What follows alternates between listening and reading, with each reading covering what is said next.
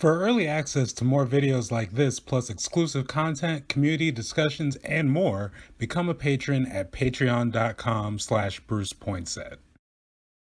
My mom and my uncle were bussed out from Northeast Portland.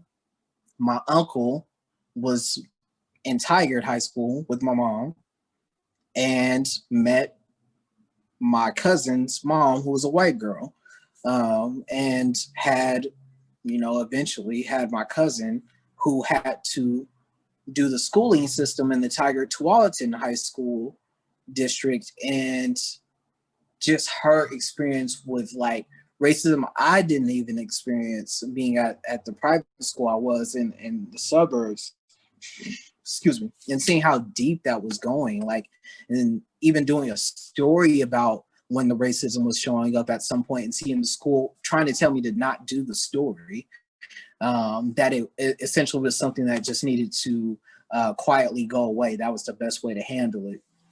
But knowing her story is not the Northeast Portland story.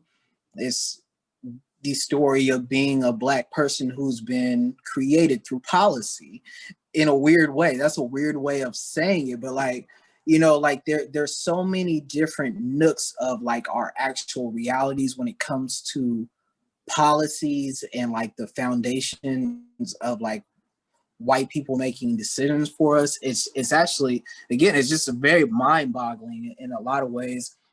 It's part of why I made that status a couple of days ago on Facebook. It wasn't even me necessarily, though I'm not completely unmarried from the idea, but like what would it look like for Black and Indigenous people to set the rest of the tone for the state? Just imagine it.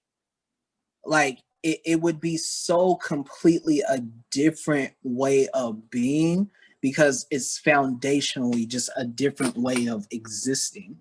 Like it just is, because everything else, most of what's happening in the city, in the state, is foundationally still embedded in white colonialist mind states. Still, even with all the equity goals, even with all the different DEI trainings, even with all the speakers, like foundationally, it is still white will informing the direction that we're going.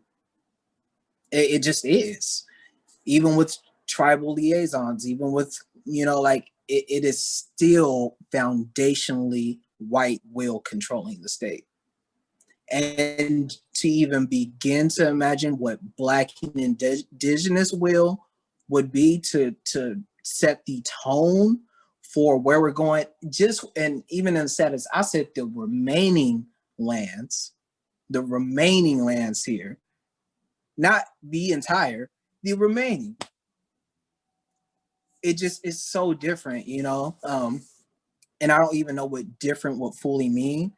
And I don't think white people knew that Portland and Oregon would look like this when they said, we're not going to let Black people live here, and you're not going to own nothing. You're not going to marry our women either.